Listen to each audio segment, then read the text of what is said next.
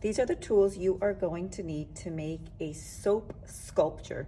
So I really like to use ivory soap. Just make sure that it is wrapped and sealed so that it maintains the moisture. A small Ziploc bag so that you can store your soap when you're not working on it.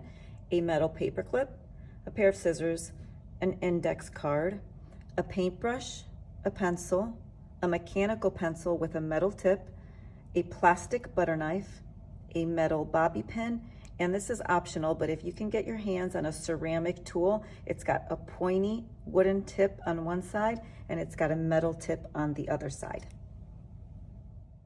Trace your soap on a piece of paper and cut it out so that your paper is the same size as your soap. And then draw your design and cut your design out. So I've decided to do a butterfly, and now that I have trimmed it, now I have my stencil.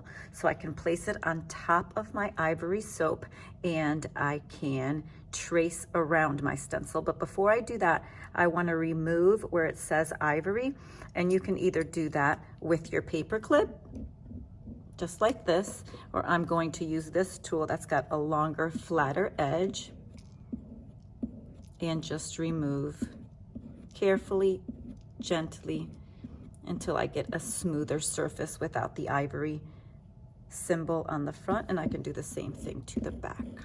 So this is really going to depend on whether you are doing a low relief, high relief, or freestanding 3D sculpture, if you're going to need both sides. So I'm just going to take my butterfly, I'm going to place it right on top, and it should fit exactly on your soap, and I am going to take my pencil and I am going to trace around it.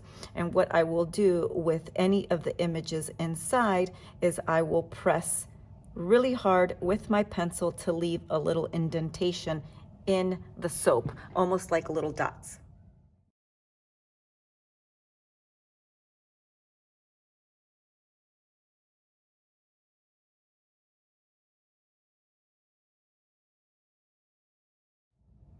So hopefully you were able to really keep your paper in place, and when you lift it up, you should have all of the marks letting you know where you're going to need to carve. And this is where your paintbrush can be used to really remove any of the excess soap pieces that might confuse you.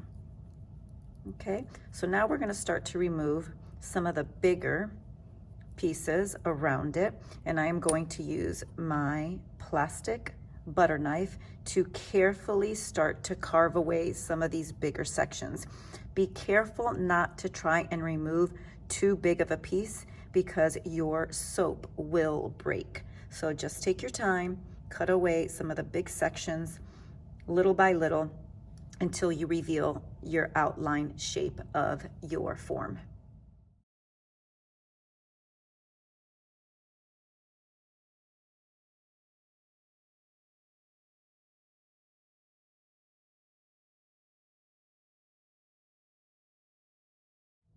So as you can see with my knife, I only removed just a little bit to give you the actual form of my shape, which is my butterfly. I didn't try and do any of the details. I just removed just enough to give me the image that I'm looking for. And now I can start going in with my paper clip, or maybe even my metal tipped mechanical pencil or my bobby pin to really get into some of these edges and really start to create the details and those smoother curves. So be careful with your knife not to try and get too close to your image. It's just to give you a rough start. Okay, so I'm back. Had to take a little break. So one thing I definitely want to emphasize is when you are not working on your sculpture, make sure that you put it inside of your Ziploc bag and make sure you seal it so that it stays nice and moisturized, making it easier to carve.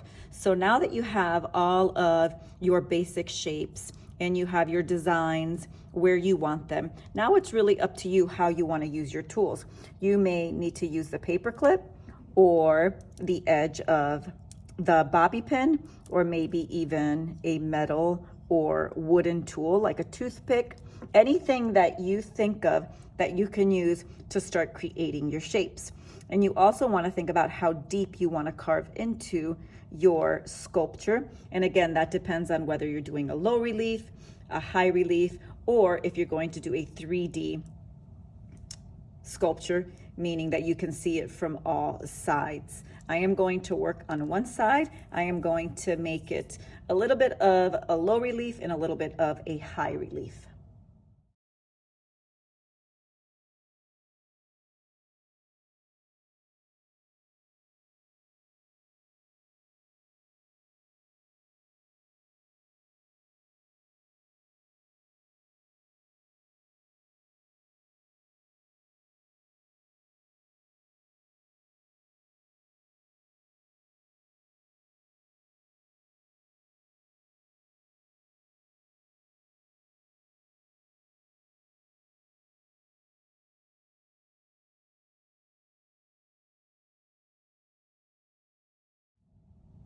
So now that I've got more of the details of the outline of my butterfly, now I can start working on the designs that I made with those little dots. So I can think about which areas I want more raised and which ones I want more in a higher relief. So I definitely want these little circles to come out and the body of the butterfly to come out. So definitely plan ahead before you start carving away. And one thing I did notice is that my two favorite tools are definitely the paper clip and the bobby pin. This one I also used quite a bit, but not as much. And I gotta tell you, this is quite satisfying just chipping away at it. It makes you wonder how incredible it was in ancient Greece and Rome when they were actually carving out of hard marble. Absolutely incredible. So now I'm just going to start going into the details.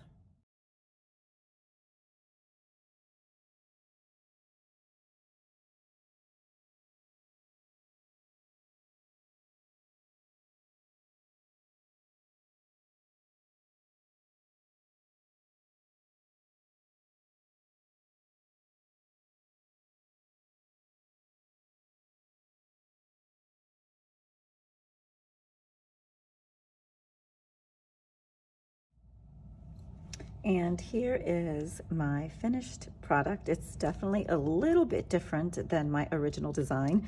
One thing I learned is that it's not easy to make it symmetrical, the same on both sides. And I definitely made some high relief and some low relief.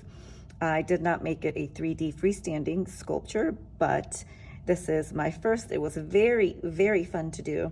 Very satisfying. I also used the tip of my pencil to make some circles or some dots and patterns, as well as some lines like this in it.